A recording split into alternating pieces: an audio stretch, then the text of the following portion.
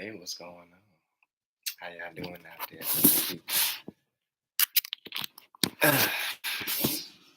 This is Daryl.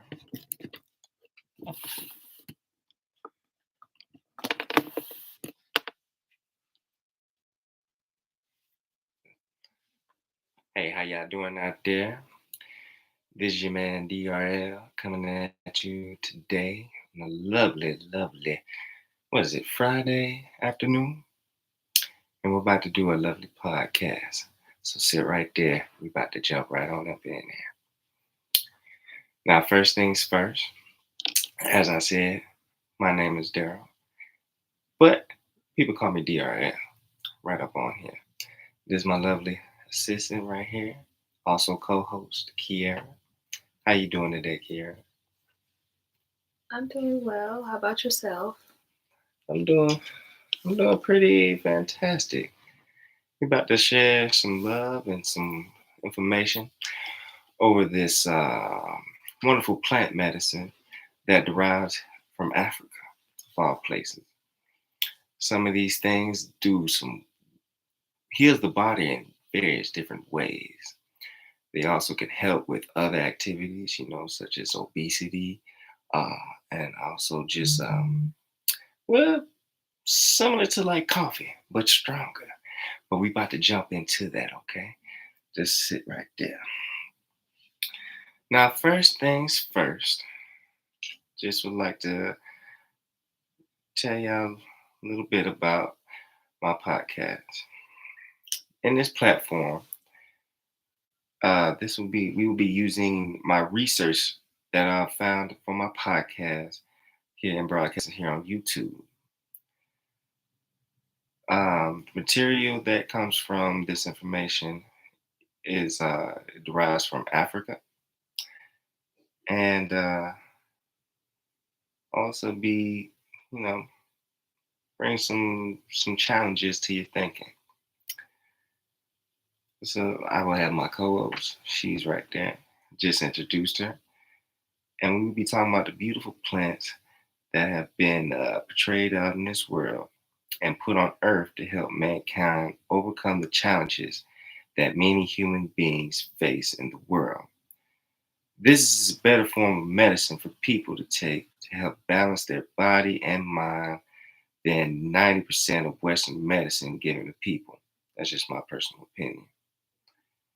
With more medical research conducted and more word of mouth delivery to people over these medical plants, this can create a more stable change for human beings. So, what are your thoughts on learning this information, Kiara?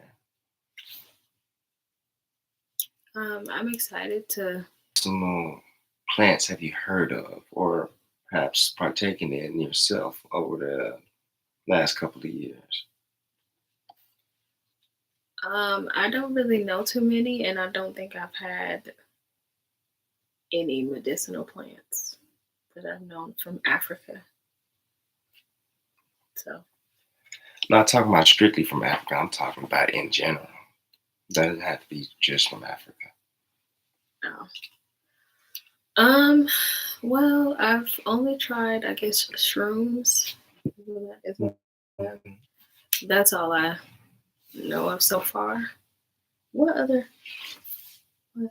He's looking at me like it's something else. I don't really. I don't know what you're talking about. Yes. Oh, I didn't know if we could say that on here. Yeah, so weed. Um, that's about it that I know of. That's about it. She's shy, so y'all excuse her. I've done all that too. Um, also know about ayahuasca. Talked about that on my previous podcast as well. Peyote is another one. I really want to try that. Those little button cactuses. They're probably about oh so big, about that big, and they stream on the same length as mushrooms, probably a little bit stronger than that. There's also San Pedro that you can find in Peru. Also ayahuasca, but ayahuasca is in many other different countries like Costa Rica, Nicaragua, Ecuador. And there's a long list of medicinal medicines. Aboganye is another one. But I'm gonna tell you about some other different ones. So why don't we just jump right up in there? First up on the matter, we have this one called Ubulawu. Ubulawu comes from Southern Bantu. And from my understanding, the word means tell of your dreams in which you have received instructions from the ancestors. It's quite interesting right there.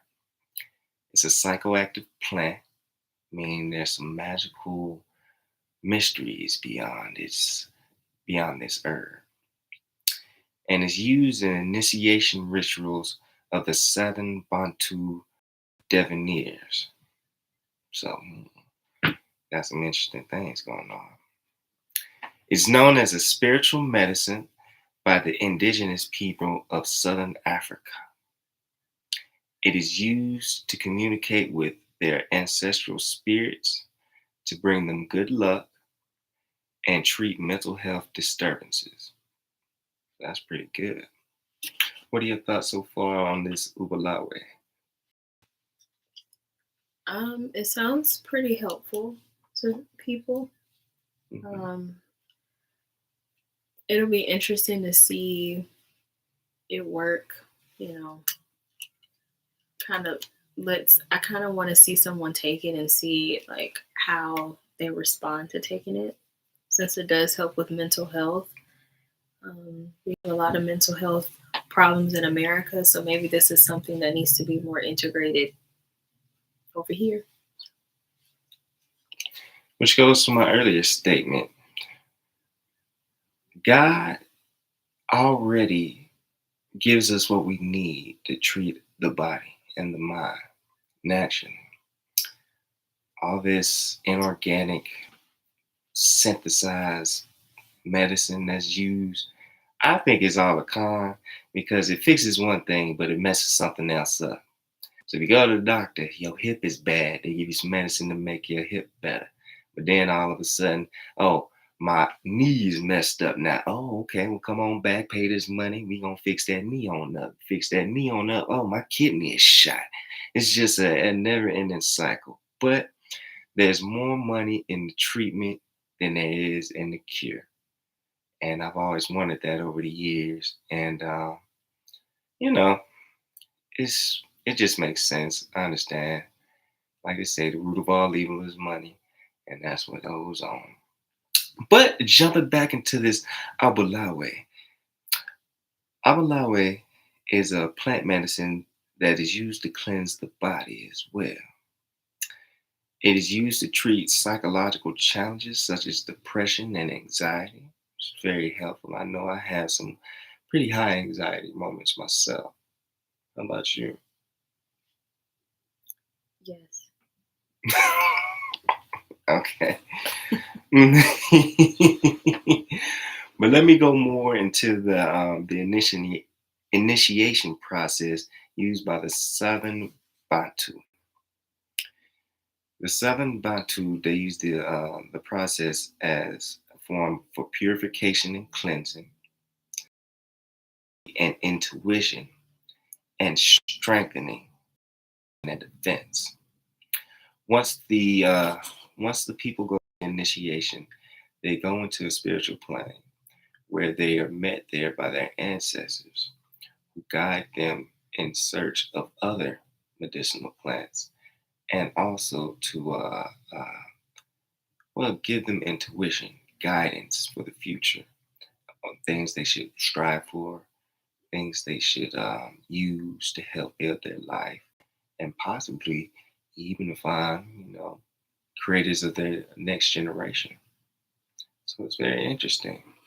It is similar to the, give me one second, to the other form.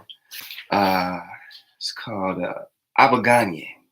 Aboganye. It's very similar, has similar effects, but Aboganye much stronger, much more stronger. They had a lot of information on that, but this is very similar to that. But the next thing we're going to be shooting on to something uh, quite interesting. This is something to help, well, the average American today.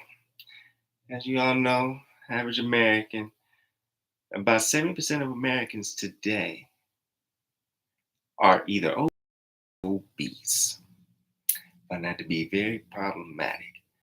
And this next one, Hoodia Gordonii, which is translates to Bushman's hat, very interesting, is a natural appetite suppressant. When I done research on this, they call it an anti-obesity agent. Mm. It comes from a spiny desert plant, and they list it on the plane of a food plant, so it's naturally eaten. It comes from the area of South Africa, Pretoria. That's what I found. And is one of thousands of species of indigenous plants that are used as food. Hmm. Hoodia has been researched since 1986 at the Natural Chemical Research Laboratory in South Africa. So they've done some lot of research on this subject, find a lot of great information. So far, Kiera, do you think this could help mankind, especially ones who have tendency to become obese, overweight? Do you think that this will help them out? Yeah, I definitely think Hoodia. Hoodia. Hoodia. Oh, see, right there. That's why she's here. Gordonii or Gordini. Mm-hmm. It'll be interesting. There's a lot of supplements out on the market today that's supposed to be appetite suppressants and stuff like that. And you have all these different, like, weight loss programs that are supposed to suppress your appetite and stuff. So it'll be really interesting to see the impact that Hoodia could have on the American population. Would people take it seriously would be the answer. Would be the question that I would want to know. Would people overuse it? Because a lot of the time we see people take it and add things to it and do too much with it, and it might not work like it should work, like they're using it in Africa. So that'll be interesting. I actually kind of want to try this myself. Does it have any side effects? Did you see if it had any side effects at all?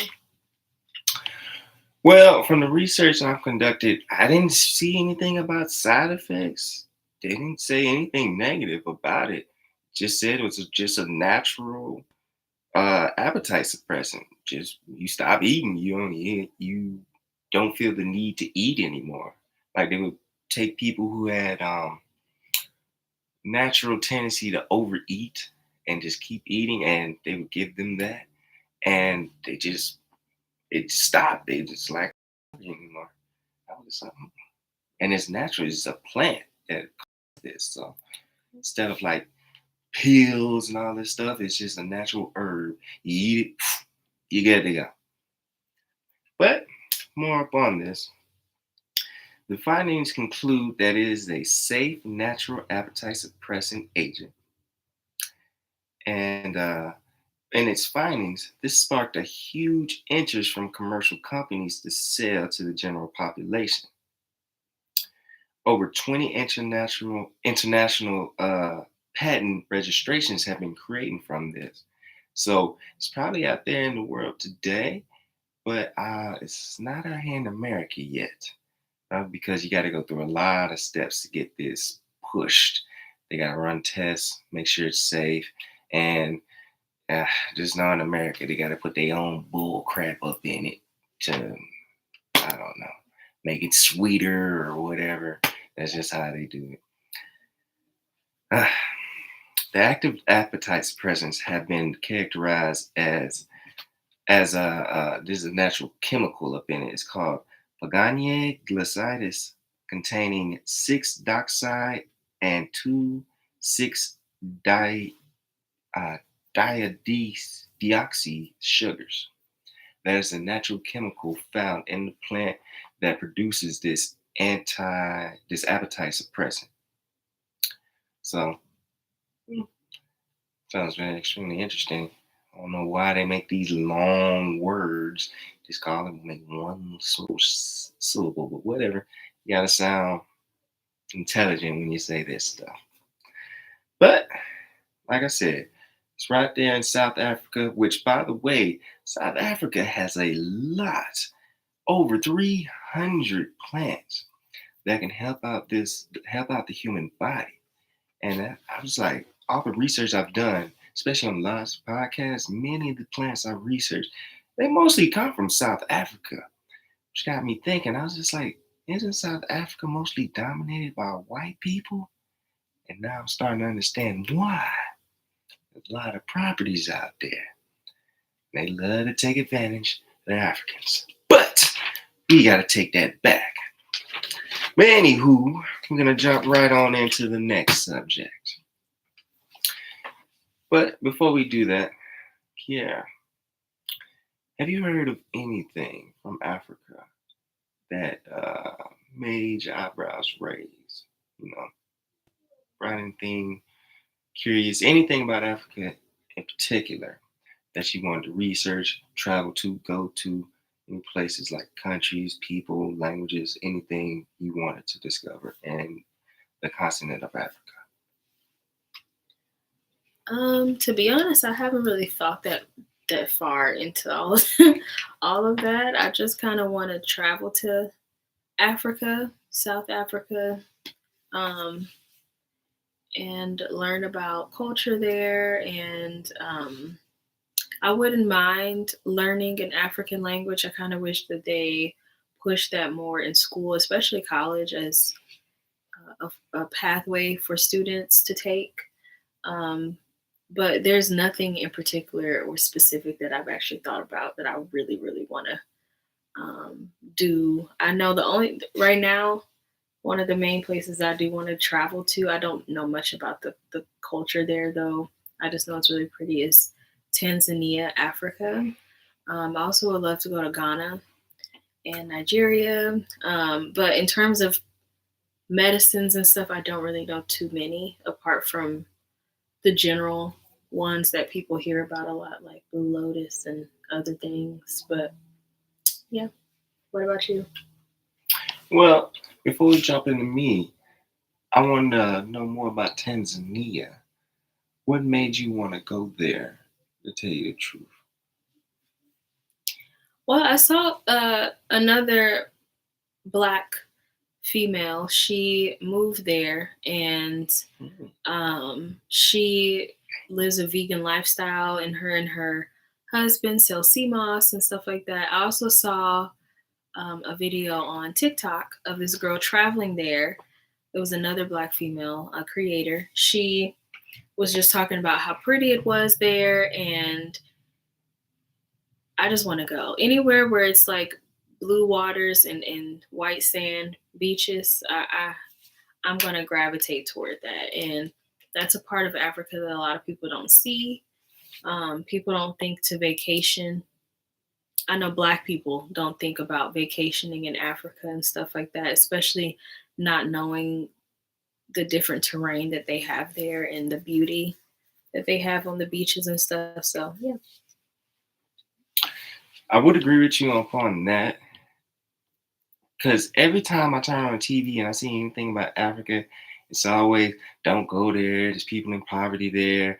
There's this, there's that. There's dangerous snakes and wildlife. You get eaten. There's disease. It's pretty much just all negative. However, Africa is where mankind started. It's where we all come from, even white people. Yeah. So it's they use it to scare us, but I'm like, I stopped listening to the media, what they tell me, because pretty much they just lying to us. So I'm like, if y'all saying it's all this, this, and that, I'm thinking the opposite is true. It's beautiful. It's the motherland. It's where people get strength. That's where precious metals, oils, diamonds are, and over thousands of different herbs that help the body out comes from, it generates from. So I'm just like, if y'all trying your hardest to keep us away from going there, I'm going there. I'm against the grain type of person. Bump what y'all talking about. I'm gonna go find out for myself. Can't be that bad if I see people, white people in droves going over there. So we're gonna. Did you have anything else you wanted to say? Yeah, I asked, what about you? Oh, yes. Yeah. What about me? Yes, yes. There are many different destinations I wish to go in South Africa. I'm actually going to Egypt, uh, Cairo, Egypt, in May.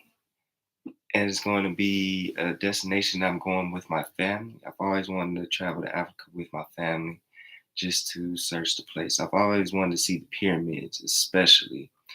Um, just different experience down the culture. I wanted to take my brothers and my mother, and I wanted them to come with me so we can experience Africa together. Feel, see if there's a different feeling that you get, an enrichment feeling. Now, I did find out it's mostly Arabians in Egypt, though, so I'm not going to see the true African people, but it's a step in the right direction because it's going to be a fun time, a really fun experience. Going to ride the Nile River, going to ride on the camel's backs and whatnot, do many different things. So it's very interesting. But also, I also have heard many great things about Ghana. I've met many people from Ghana here in Georgia, and they had a lot of great things to say about their homeland. Many great things, not one negative thing.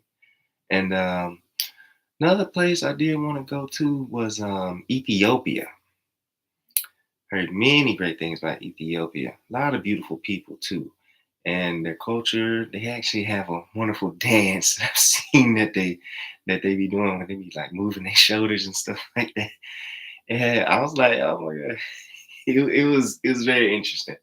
So those some of the few destinations I've seen. And remember, you told me about Tanzania. You showed me the water and everything, how clear and blue, as you stated it was. Also looked very divine. So that's someplace I also wish to go to. Hmm. That's okay. So there are places in Egypt that do have more of dark skinned Hmm. Africans there. I think just the parts that you're going to are more of the Arab side. So, and I heard that those areas they're much more friendly. They consider you a brother, so sister. So maybe next time, if you ever decide to go back there, you can try to travel to these more what people who look more like us, to the Hmm. areas of people who look more like us. I think that would be really nice to explore. You are right. If I was to go more southern Egypt, they did say they had more darker skinned people down in that They region. look more But African. yes, who look more African. But yeah, in Cairo, which is where I'm gonna be at, um, there's more Arabs there. But that's fine, Uh, hopefully they're friendly, but who knows, you know. But moving forward, I have one more plant that I wish to talk to you guys about. This one's called Khat. All right, is a plant with a natural amphetamine effects, meaning you're gonna get that electricity of energy shot right into your body. You're gonna be gyrating. Okay, is their leaves, and they come from the Khat shrub. And what people do is they take the leaves and the users chew on them, for a couple minutes and whatnot, and they naturally get this energy. This energy. It's on the same, well, it's past the level of like, let's say, coffee, but it's more up on amphetamine status. That's why it's called natural amphetamine. This is just a plant, just itself. People use this plant in many countries around East Africa and the Arabian Peninsula. It's quite widely spread out. The stimulation from this plant comes from the alkaloid cathinin in the leaves, as some researchers have done. They figured this out. And some khat users are subject to psychic dependence on this stimulant, meaning it can be an addictive drug, but waking up every day and chewing upon this thing, you relying on it for energy, just like coffee, because coffee is, when I did my research, coffee is the most addictive drug out there. Then it's tobacco, then alcohol. So goes along those lines. I thought it was heroin, but no, it's coffee, then tobacco, then alcohol. So very interesting. So what you got to do also, another thing is you have to chew it freshly. You can't have no aged cod. It has to be fresh cod if you want this stimulant active nature from the property. So chewing fresh cod was previously explained by the action of the pseudoephedrine,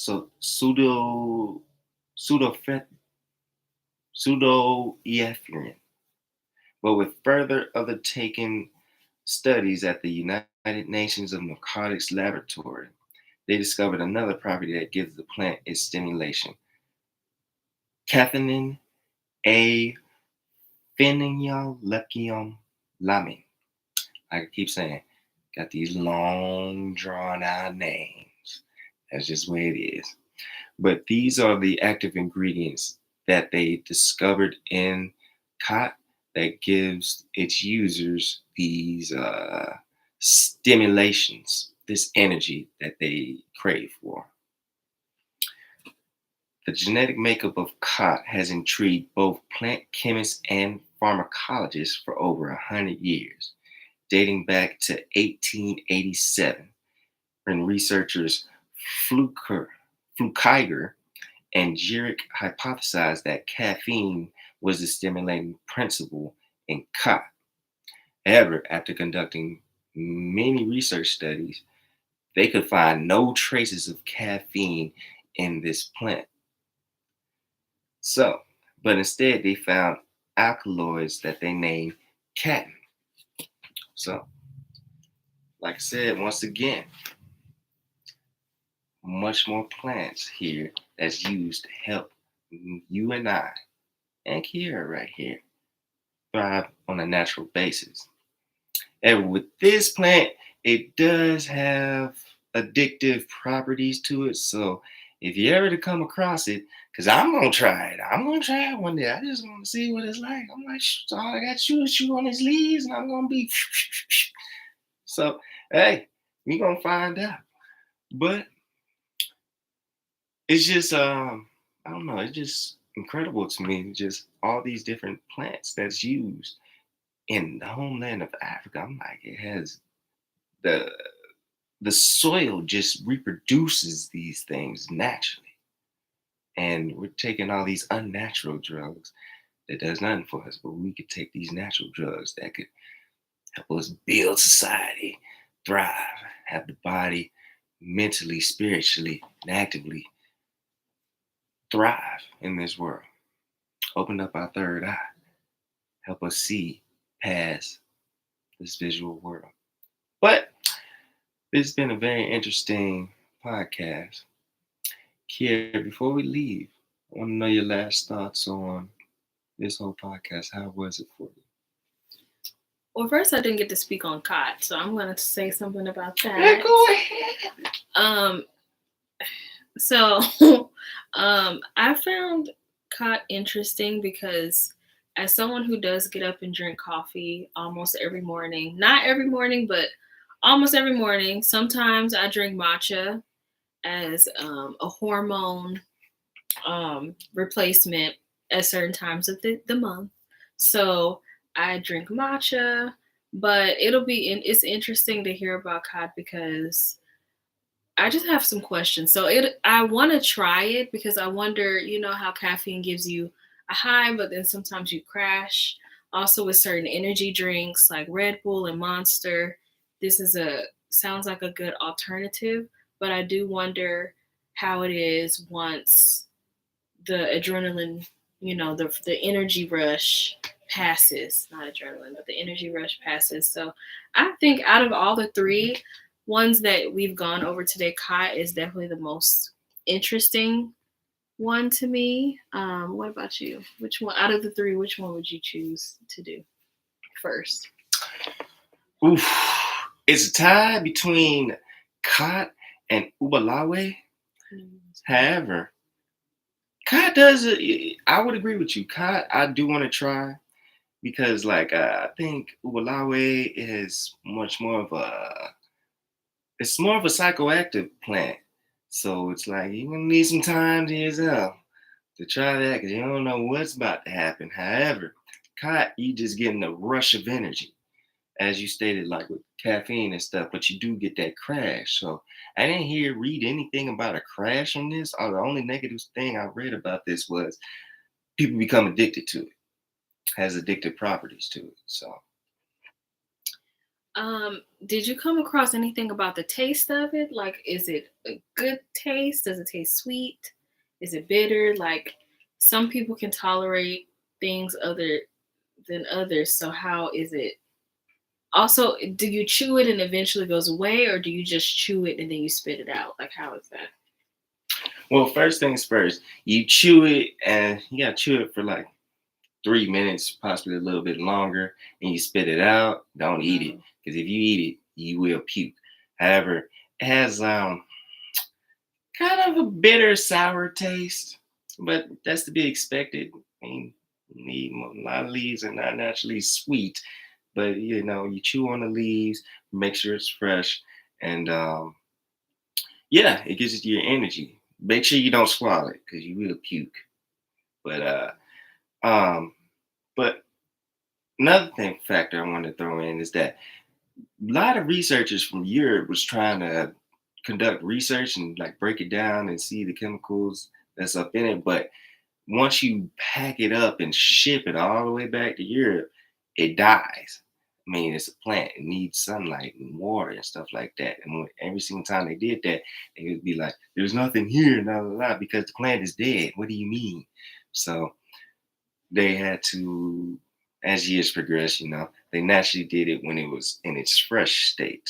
They can had more tools to conduct research over it, and they found, okay, this is why we don't see what's going on with people because it takes months to get to you and it's dead. So there's nothing active. So, but yeah. It's as I stated before, I want to try cotton. Yes, I want to try that. Yeah, I'm gonna be bouncing off the walls. Yeah, running marathons. But yeah, it's very interesting. Amber, I had a wonderful time conducting this with you. I'd like to thank you for joining me. It's been a wonderful experience. And once again, how was your thoughts over this process? My thoughts. Uh, I enjoyed doing this podcast today. I learned some new things, so that's always great learning something new. Um, yeah, I think you did your research quite well because you answered my questions that I had. So all in all, yeah, I would love to come back and podcast with you.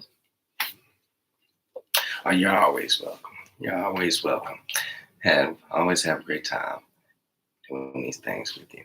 But yes, I'll be up on my game. I'm on my grind. Yeah, I know this. Check out the other podcasts. Like, comment, and subscribe down below. You know you need to do that. And shout out to Dr. Bridges for allowing me to do this. It's been a wonderful teaching experience in your class. Wish I've taken many of your other classes. But thank you, my brother. But that'll be the end of this stream. Y'all have a wonderful day and take care.